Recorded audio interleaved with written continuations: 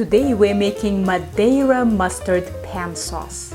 As any pan sauce, it starts with brown bits. And the origin of our brown bits is a little chicken breast roast that I showed you how to make a little while ago. But this sauce is outstanding with any poultry or pork. While our roasts are resting, let's pour the fat out of our skillet. Have a paper towel ready to wipe the lip. You don't want grease on the outside of your pan. Note that I'm using a stainless steel pan. Teflon won't give you the brown bits, and cast iron can't handle wet and acidic ingredients. Since I made 2 chicken breast roasts, I needed a 12-inch skillet, so all my measurements in this video will be for that size, but I'll post a scaled-down version for one roast on my blog linked below this video. Now let's put the pan on the stove and add half a cup of medium dry Madera. It will give your sauce a lovely sweetness that's perfect with fall flavors. But you can also try using Riesling port or whatever wine you like in pan sauces. Set your heat to high and bring to a boil. The next ingredient is unsalted stock, and that's the heart and soul of any pan sauce. Nothing you can buy in a normal supermarket, not even at Whole Foods, will produce a decent pan sauce. It lacks the necessary amount of gelatin, and whatever flavor you're getting is mostly thanks to enzymes, not to the meat.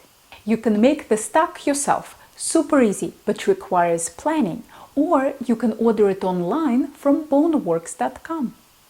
Here is my homemade stock in 2 versions, regular and reduced 4 times. I always store it reduced since it takes up way less space in the freezer. For a 12-inch pan, we'll need either half a cup of reduced stock or 2 cups of regular stock. The regular stock will of course need some time to reduce to your desired consistency, but our chicken breasts need at least 15 minutes to rest, so we've got time. I'll use regular stock so that you can see the reduction process. Once in a while, scrape down the bottom of the pan with a flat spoon to integrate the brown bits into the sauce. I have poured off the fat from my little bowl to rescue the brown bits that settled on the bottom. They're worth their weight in gold and shouldn't be wasted.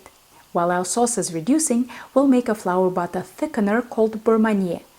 I have 1 tablespoon of room temperature butter and 1 tablespoon of all-purpose flour in a little bowl. If your butter is too cold to mash, cut it into thin pieces, but don't microwave it. We don't want it to melt. Mash them together with a fork until smooth, and you've got yourself a much easier way to thicken a sauce than a roux. I actually prefer not to use any thickener. I like my sauces reduced to a syrupy consistency. My chicken is very moist, and I'm making the sauce mostly for flavor, not for moisture. Of course, this approach doesn't yield much sauce, and not everyone is happy with that. Since the holidays are coming, I thought I should show you how to make a gravy-type sauce that can fill your gravy boat and give you something to pass around the table. My spoon is just starting to leave a trail. I tasted my sauce at this stage, and it's pleasantly meaty.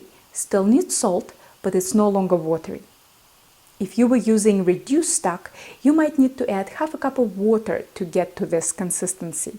Otherwise, you'll have that syrupy, intense sauce that doesn't need a thickener. Nothing wrong with that if you're not going for volume. Reduce heat to medium-low, and let's start with half of flour butter paste. That might be all we need. Whisk until no lumps remain. Then increase the heat and bring to a simmer. Give the sauce at least a minute of simmering. This lets the thickener do its work and removes the starchy taste. I'm happy with this consistency, so I won't add any more thickener. Our sauce desperately needs acidity.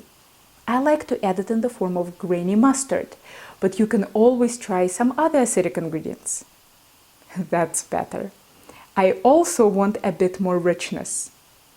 Let's take the sauce off the heat and swirl in 2 teaspoons of butter. Let me scrape the sides with a rubber spatula and integrate them into the sauce. I believe in no brown bit left behind. Now let's taste for salt. We need a pinch. Keep tasting and adjusting If you're not sure, experiment on a small sample. Get it all into a gravy boat, and that's one gorgeous fall dish.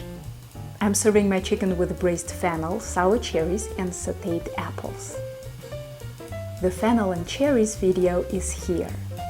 The apple recipe and all the other info is on my blog linked below this video. This dish will knock everyone's socks off with taste, but we want that show-stopping presentation as well. Stay tuned, the platter presentation video is on its way just in time for your holiday celebration. Just don't forget to subscribe to Helen's Kitchen channel so that you don't miss it.